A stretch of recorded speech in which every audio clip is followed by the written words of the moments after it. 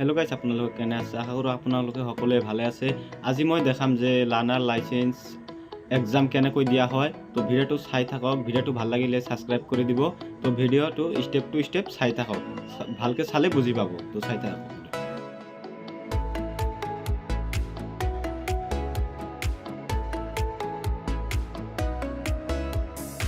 ইয়াত আপোনাৰ ষ্টেটটো সিলেক্ট কৰি ল'ব তলত।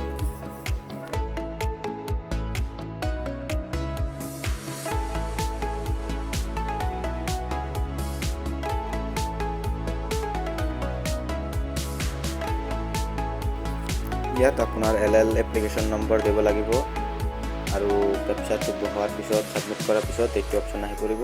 তাৰপিছত LL এপ্লিকেশ্যন, তাৰপিছত পাছৱাৰ্ডটো লাগিব আৰু ডেট অফ বাৰ্থটো লাগিব। লগাৰ পিছত ফটো মাৰি তাতে প্ৰচেড মাৰি দিব, তাৰপিছত কণ্টিনিউ মাৰি দিলে হৈ যাব।